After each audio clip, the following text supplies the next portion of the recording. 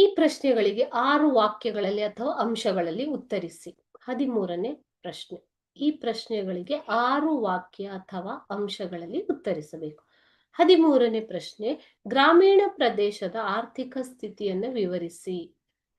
ಗ್ರಾಮೀಣ ಪ್ರದೇಶದಲ್ಲಿ ಆರ್ಥಿಕ ಸ್ಥಿತಿ ಉತ್ತಮವಾಗಿಲ್ಲ, ಅಂದ್ರೆ ಬಡತನ ತಾಂಡವವಾಡುತ್ತಿದೆ. ಇಲ್ಲಿ ಗುಡಿ ಕೈಗಾರಿಕೆಗಳು ಕೂಡ ನಶಿಸಿ ಹೋಗುತ್ತಿವೆ. ಇದಕ್ಕೆ ಕಾರಣ ಆಧುನಿಕತೆ ಮತ್ತು ನಗರೀಕರಣದಿಂದಾಗಿ ಗುಡಿ ಕೈಗಾರಿಕೆಗಳು ನಶಿಸಿ ಹೋಗ್ತಾ ಇವೆ. ಸೊ ಇವಾಗ ಎಲ್ಲ ರೀತಿಯ ಪ್ರಾಡಕ್ಟ್ಗಳು ಅಥವಾ ವಸ್ತುಗಳು ಗ್ರಾಮೀಣ ಪ್ರದೇಶಕ್ಕೂ ತಲುಪುತ್ತಾ ಇವೆ ಅಲ್ವಾ. ಸೊ ಇದು ಒಂದು ಗುಡಿ ಕೈಗಾರಿಕೆ ನಶಿಸಿ ಹೋಗುವುದಕ್ಕೆ ಕಾರಣ. ಸೊ ಇಲ್ಲಿ ಧನಕ್ಷರತೆ ಕೂಡ ತಾಂಡವವಾಡ್ತಾ ಇದೆ. ನಗರ ಮತ್ತು ಗ್ರಾಮಗಳ ನಡುವೆ ಆರ್ಥಿಕ ಅಸಮತೋಲನವಿದೆ. ಯಾಕೆ ಅಂತಂದ್ರೆ ಗ್ರಾಮೀಣ ಪ್ರದೇಶಗಳಲ್ಲಿ ಉದ್ಯೋಗಗಳು ಕಡಿಮೆ ಆದಾಯ ಕೂಡ ಕಡಿಮೆ, ಕೃಷಿಯನ್ನೇ ಅವಲಂಬಿಸುವುದರಿಂದ ಅವರ ಆರ್ಥಿಕ ಸ್ಥಿತಿ ಕೂಡ ಕಡಿಮೆ ಇದೆ.